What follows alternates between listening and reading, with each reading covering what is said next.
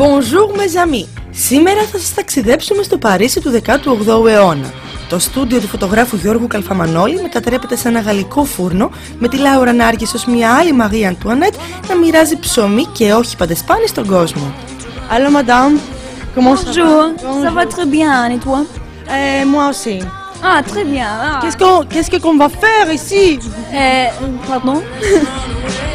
Το IKEA και διακόσμηση έχει γυρίσει λίγο την ύλη του σε πράγματα που ενδιαφέρουν ευρύτερα το χώρο του σπιτιού, αλλά και είναι και πιο κοινωνικά ευαισθητοποιημένα.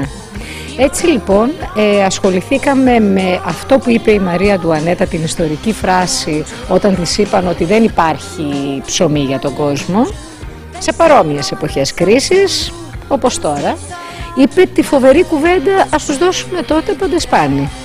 Εμείς λοιπόν το θέτουμε ξανά το δίλημμα αυτό και παίρνουμε τους τόνους ψωμιά που έχουν έρθει στο στούντιο σήμερα, τόνους σε παρένθεση, είναι κάπου 250 κιλά ψωμί, τα οποία θα τα μοιράσουμε στο Δήμο Αθηναίων μετά το τέλος της φωτογράφησης.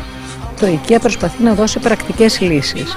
Στην προκειμένη περίπτωση μαθαίνουμε τις Ελληνίδες πώς να φτιάχνουν μόνες τους ψωμί. Και μάλιστα σε αυτό μας βοηθούν οι μεγαλύτεροι φούρνοι της Ελλάδας.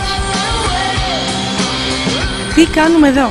Κάνουμε φωτογράφηση και είμαι πάρα πολύ ενθουσιασμένη. Για το IKEA και διακόσμηση. Ακριβώς. Και είμαι πάρα πολύ ενθουσιασμένη, ξετρελαμένη. Είσαι μια Μαρία Αντουανέτ στο πιο μοντέρνο του. Στο πιο μοντέρνο, στο 2013.